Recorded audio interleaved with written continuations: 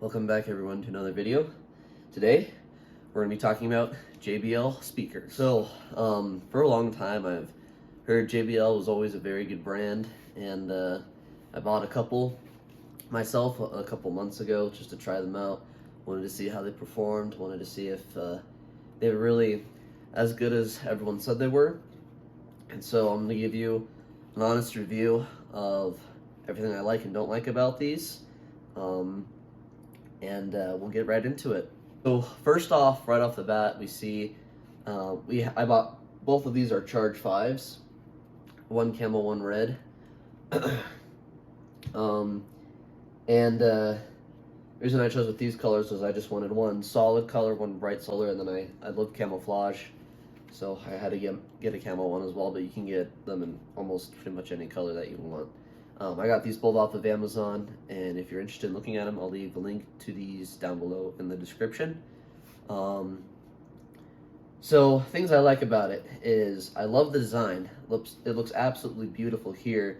It has two woofers on the side of it, and then it's got a smaller speaker here, and then it's got a main one here where everything else comes out of.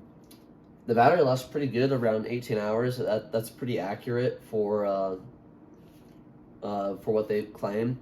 And because I don't have to charge these for probably around every 2 weeks. I use them both at the same time when I shower and stuff like that, or if I'm just doing something small around the house. I don't have to lug around my huge speakers, so I just grab the JBLs and turn them on, and they work pretty well for that. It's kind of my mini stereo system for my phone, and it works great. Sound quality is pretty good. I was very impressed for how little these things are, how loud they are. They are pretty loud. I think it's around 20 or 25 or something Watts RMS, which makes it around 50 watts, which is almost as loud as the WKing D8, which is a little bit bigger. I'll show you guys a comparison. Alright, so here's the difference between the D8 and the Charge 5. Pretty big difference there. And this thing has the same amount of power that this has, but it weighs about 2.1 pounds. This weighs about 5.5 pounds. So that is that's kind of the big difference for it sounding the same. So that's insane. Yeah, like I said, there's not really too much to complain about it. The only two issues I really have with it is that at times it can be very fussy when you try to connect it to certain things, such as I have to figure that out on my own, but sometimes it will glitch when they're both connected to each other. So I connect them both to my phone, and then I can connect them to each other by pressing the infinity button, that won't work with certain devices for some reason. Like my computer, I can't get it to do that. I'm not sure if I haven't installed that's probably just a driver issue, but my phone, it'll do it just fine. So do be aware of that. Another thing too is that every now and then, at random times, when I have them both connected to each other, they will randomly glitch.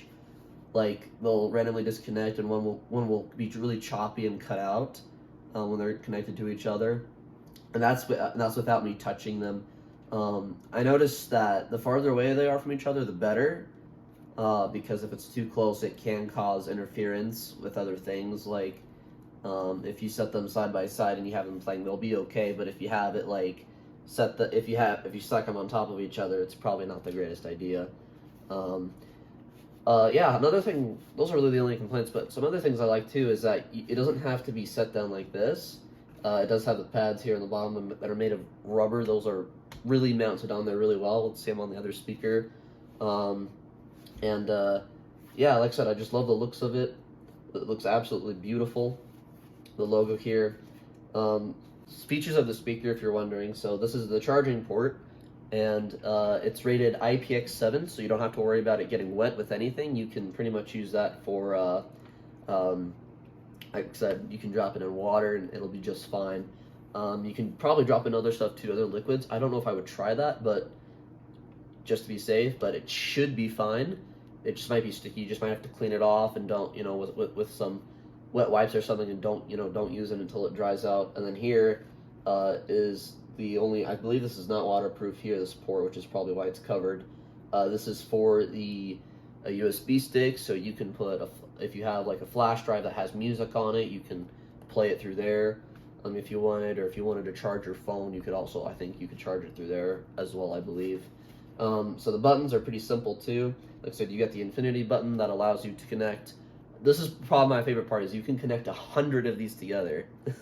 And so because of that, you could literally create a whole stereo system inside and outside if you had, you know, you probably don't even, obviously you don't need 100 of these, but you could easily make like 20 or 10 of these work if you got a couple of bigger ones. And then of course we have the volume down button, and then we got our power button and our Bluetooth button, and then the volume up button.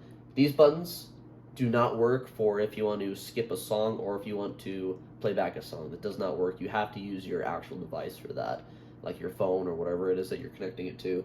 And then of course we do have the pause and play button if you have to, and it will do it for all the speakers that you connect to, for all the JBLs anyway.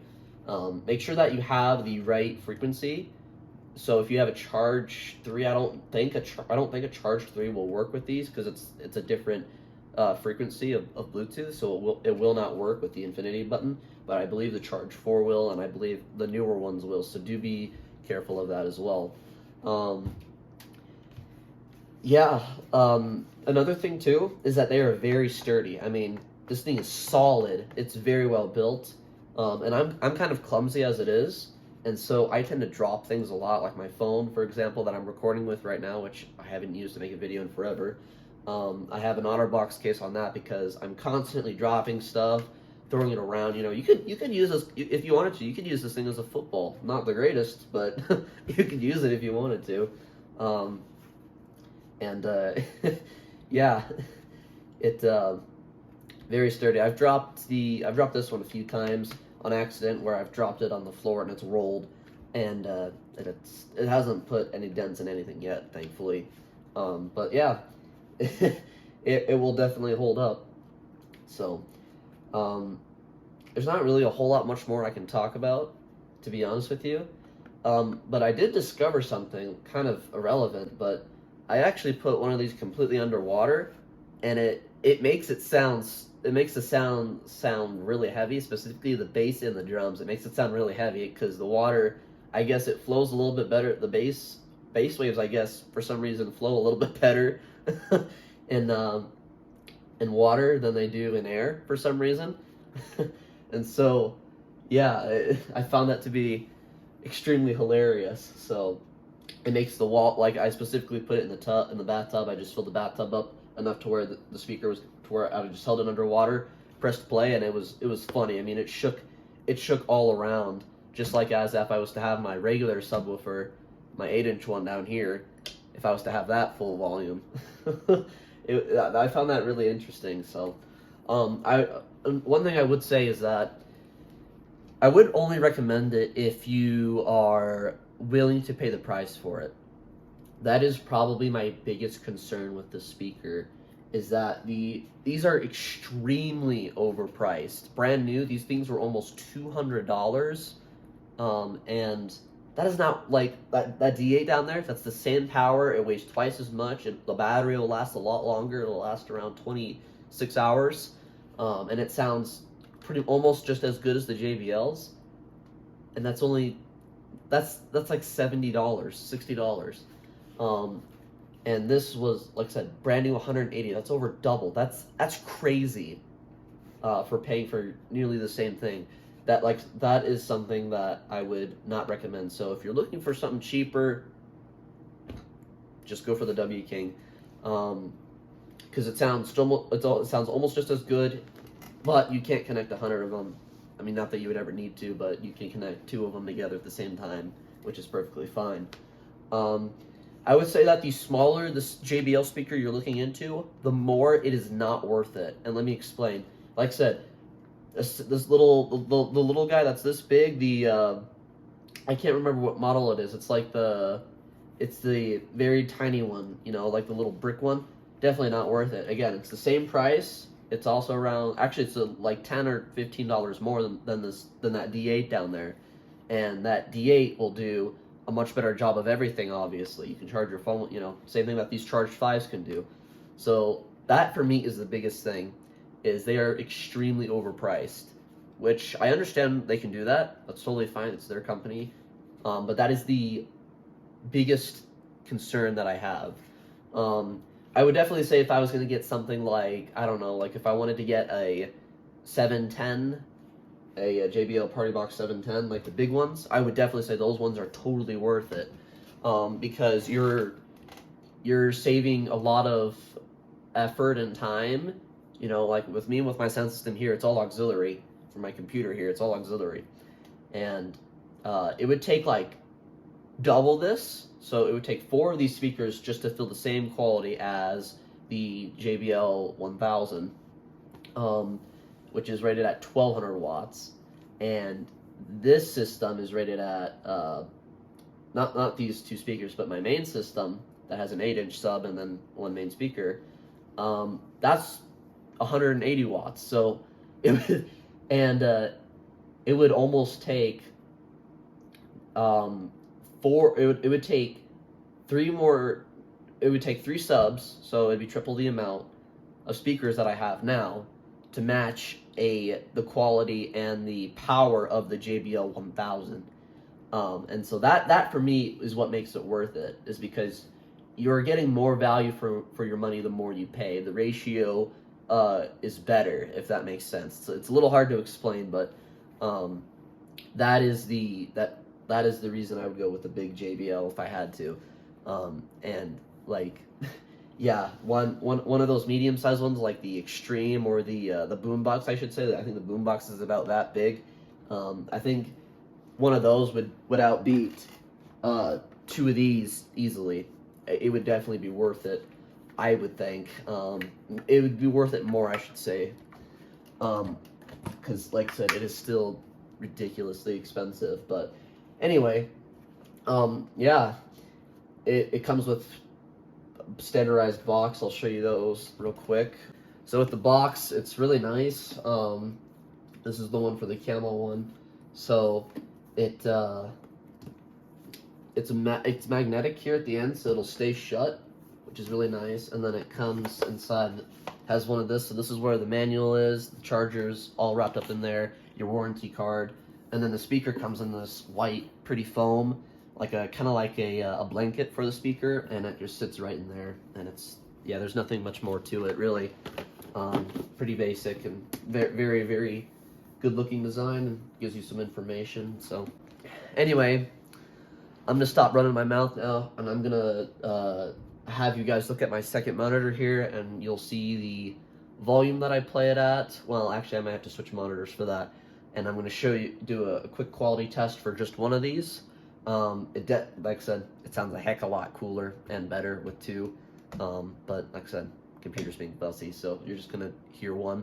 I'll play one of these bass boosted songs, and yeah, let you guys determine that for yourself.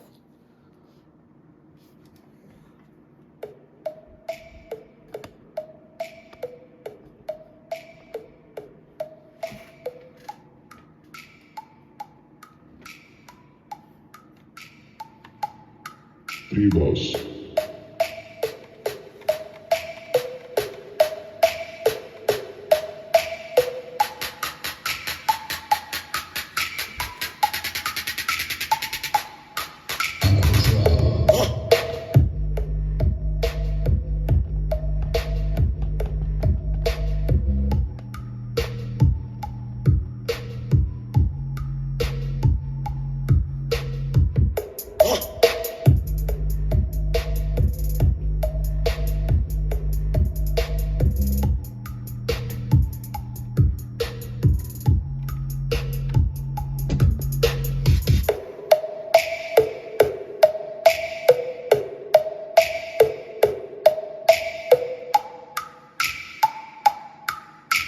So there you have it, guys. There is your JBL review from me. Hope you guys enjoyed watching. Let me know what you guys think. And yeah, you should be able to hear exactly how good the quality is, because iPhone mics are pretty good, if you ask me.